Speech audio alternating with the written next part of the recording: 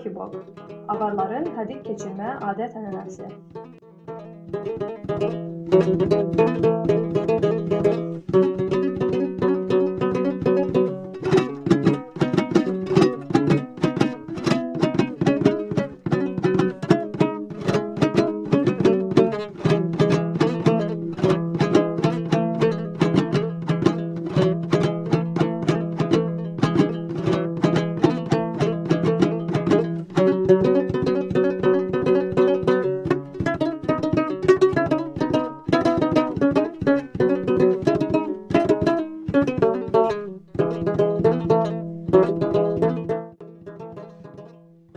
Hədiyin tarixi əsrlər əvvəlinə Nuh Peyğəmbərin dövrünə kimi gedib çıxır. Deyilənə görə, Nuh Peyğəmbər Allahdan gələn vəhiy nəticəsində gələcək və kütləvi qırğına səbəb olacaq sirdən xəbər tutur və gəmi tikdirir. Tikdirdiyi gəmiyə çoxlu növ buğda məhsulları, tərəvəz, fərqli heyvanları və s. hansı ki, insanın yararlana biləcək nemətləri var. Gözlənilən sel baş verir. Nuh Peyğəmbər və ona itaət edib Allaha ibadət edənlər xilas olunurlar. Bəlli bir vaxt gəmidə qalandan sonra onlar gəminin miqdarının azaldığının fərqinə varırlar və qalan bütün buğda növlərini qarışdıraraq yeni yemək növü bişirmək qərarına gəlirlər. Bişirilən yemək çox bərəkətli alınır. Xeyli müddət gəmidəki insanları tox saxlayır. Bunu görən Nuh Peyğəmbər və insanlar bunu Allahdan gələn bərəkət nişanəsi olaraq anlayır və suya keçəndən sonra da ənənəni davam etdirməyə qərar verirlər.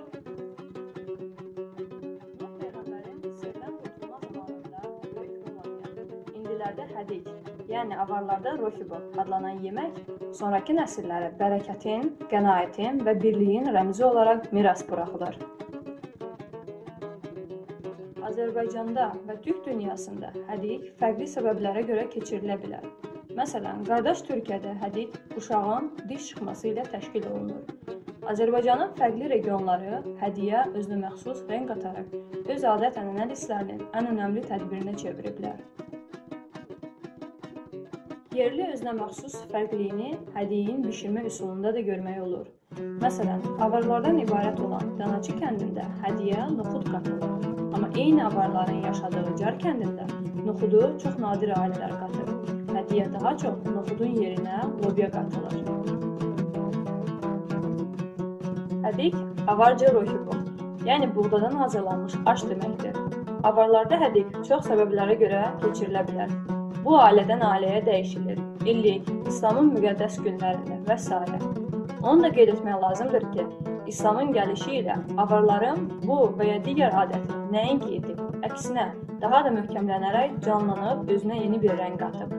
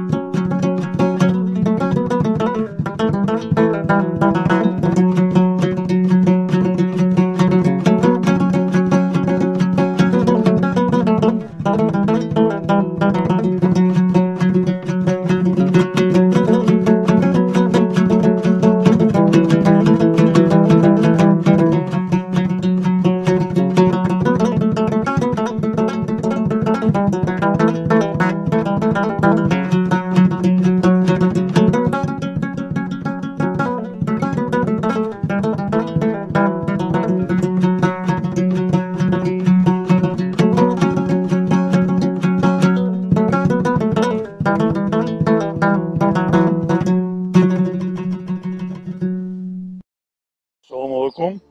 Меня зовут Сулейман, фамилия Накая, зовут Ахмад Илваш. Я хотел бы вам в нескольких словах объяснить назначение вот этого тадбира, вот этого маджлиса, скажем, Rohibok.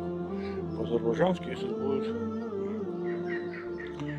по-другому, это по-азербайджански называется. В принципе, суть в том, что вот этот маджлис, он как бы объединяет людей. Этот маджлис, это как бы сбор людей, это людей объединяет, людей призывает к дружбе, призывает к взаимоуважению. Вот. Я чуть-чуть, как бы, такой исторический момент я для вас выясню, что это обозначает, для чего это сделается, что такое традиции такое, да. Вот, в давние времена, как все горные районы, как в Азербайджане, как бы в Кавказских республиках, в давние времена, когда наступала весна, это начиналось как бы тяжелые времена для простых людей. Я бы хотел вам конкретно объяснить, что это значит. Значит, представьте себе вот так вот, человек, крестьянин, собирает как бы, себе продукты, да, осенью. То, что у него было в закромах, это закончилось к весне, значит, сена осталось мало для коров, для лошадей, пшено, кукуруза, то еще меньше. И вот такие, наступают вот такие моменты, весна, те времена, в Азербайджане называлась караяс, копченая весна называлась. Несмотря на то, что земля пробуждалась, везде были цветы, там, птицы там, конечно, витали, да, но для людей это было тяжелые времена, потому что нового урожая пока не было, а старые уже кончились.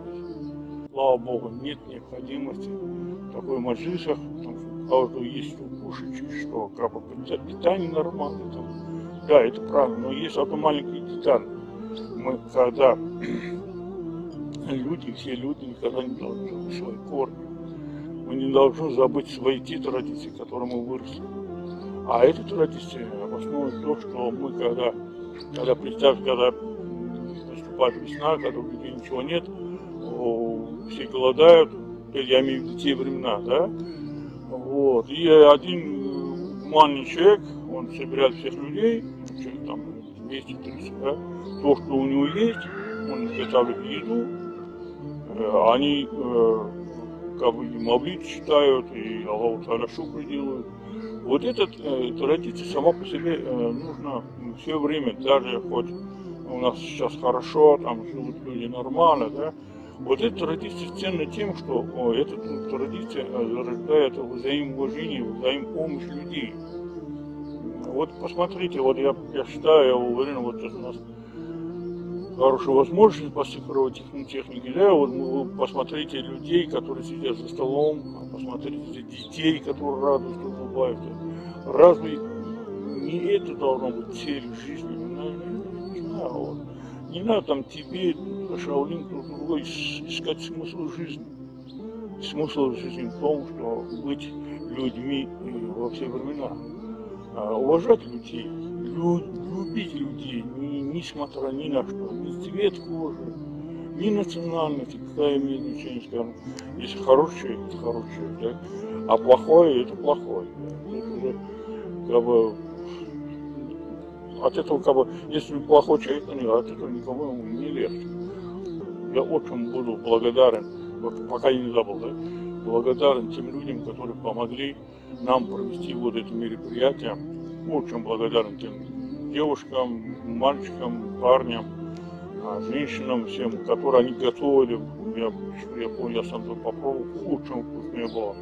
В общих чертах спасибо большое нашему оператору, спасибо большое всем людям, которые участвовали в этих мероприятиях, помогали там, разносили еду, это все было чисто сердечная помощь, никакие, как говорится, вознаграждения не было, это было чисто добровольно. Каждый народ говорит это у себя, о аварском, нашем сакатарском, аварских народов, это считают, что это, мол, своя притча, а может быть, да, я не спорю. А притча заключается в том, что один мужик продавал землю. Человек землю продал, деньги взял, отошел в сторону, а другой, который купил, начал обрабатывать эту землю, когда начал, как бы, саха называется, да, вот как бы, раньше такой сахой же землю обрабатывал. И саха наткнулась на кувшин и высыпалось довольно большое количество золота. Вот. И этот новый хозяин взял кувшин, отнес старому хозяину. Говорит, братик, вот смотри, я в твоей земле нашел золото. Вот. А старый хозяин говорит, нет, братец, если золото был бы мой дошмат, я бы, наверное, нашел. Раз ты нашел, значит золото твое. Ну, короче, они поссорились.